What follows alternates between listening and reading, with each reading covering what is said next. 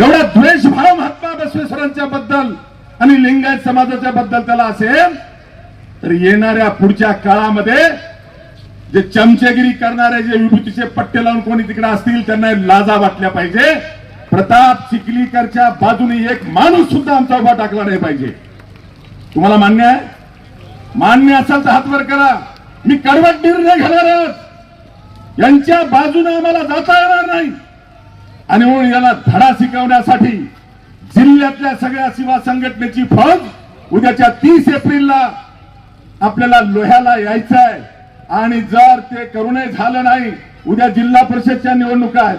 येणाऱ्या प्रत्येक निवडणुकीमध्ये मी कोणा पक्षाच्या विरोधात बोलत नाही, पण या जिल्ह्यामध्ये प्रताप चिखलीकरच्या नावाने एक फुल्ली सुद्धा जो स्वाभिमानी आणि रक्ताचा विषय आहे तो देणार नाही. यासाठी आज महात्मा बसवेश्वरांच्या समोर वचनबद्ध व्हा. आहे तयारी? आहे तयारी?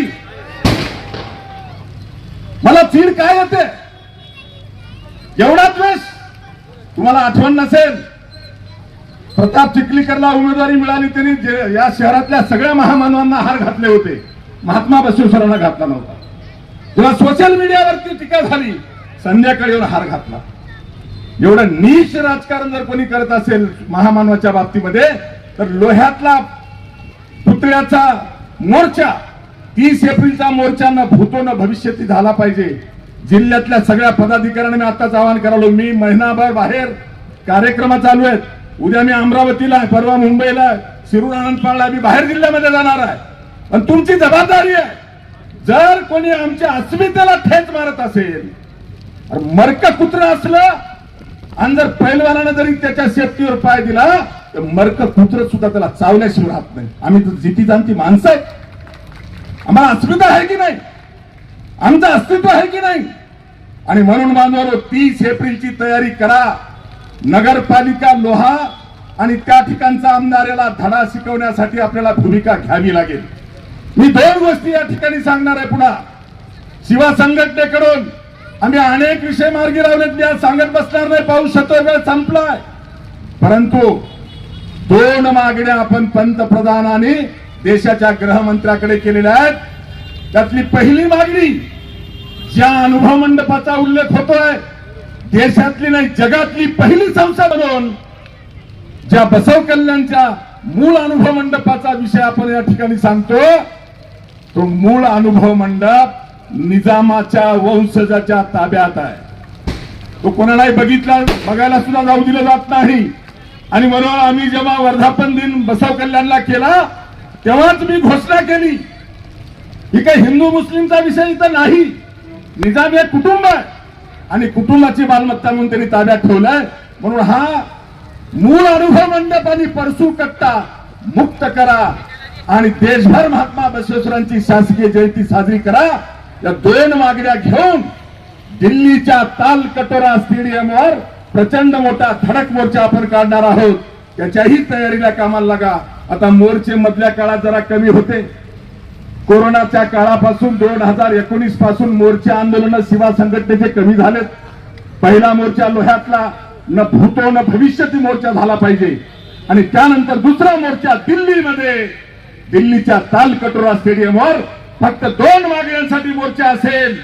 जगातली पहिली संसद बसव कल्याण या ठिकाणी 12व्या शतकामध्ये महात्मा बसवेश्वरांनी स्थापन केलेला मूळ अनुभव मंडप आणि परसू कट्टा मुक्त करा आणि देशभर महात्मा बसवेश्वरांची शासकीय जयंती साजरी करा. या 2 मागण्यांसाठी आपण मोर्चा काढणार आहोत. त्याही मोर्चाच्या तयारीला आपण लागावा असं आवाहन करतो.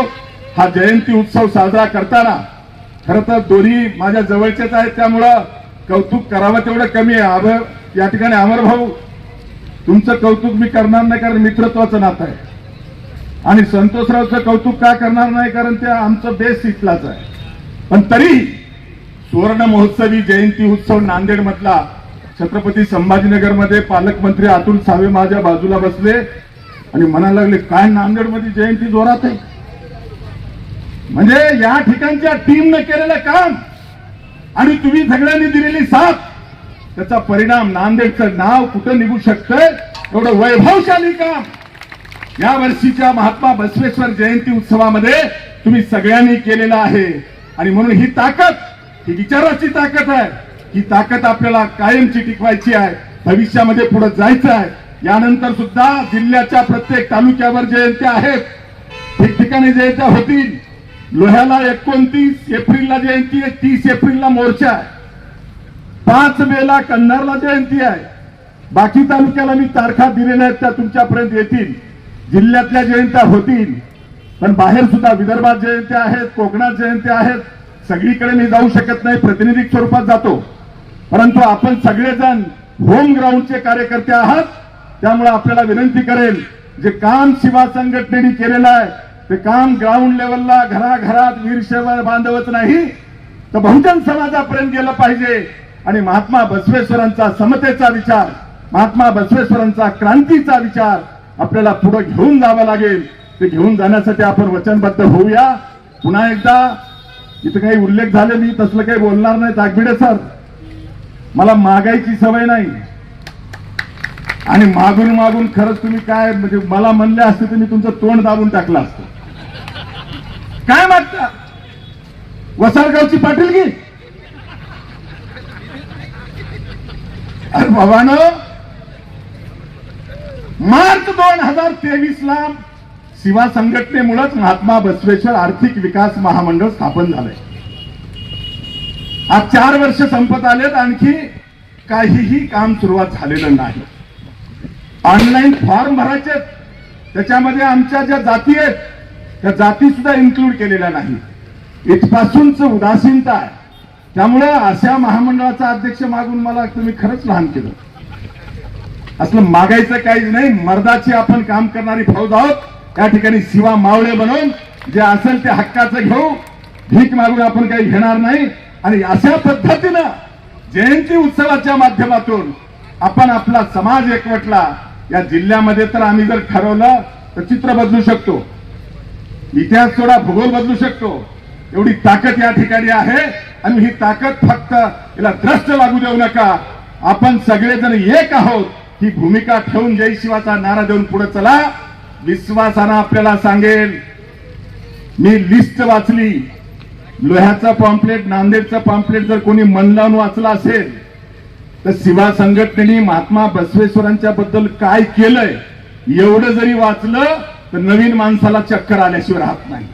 एवढं मोठं काम शिवा संघटनेने केलेलं आहे. देशभर जगभर महात्मा बसवेश्वराला पोहोचण्याचं काम शिवा संघटनेने केलंय. तो वसानी वारसा घेऊन भविष्यामध्ये आपल्याला पुढची पावलं धाडसानं टाकायची आहेत. त्यामुळे अशीच एकजूट आपण कायम ठेवाल ही अपेक्षा व्यक्त करतो. संयोजन समिती, स्वागताध्यक्ष आणि सगळी जयंती उत्सव समिती पदाधिकारी या सगळ्यांचं जाहीर आभार व्यक्त करतो. आपलं अभिनंदन करून थांबतो. जय हिंद, जय महाराष्ट्र, जय शिवा. धन्यवाद सर.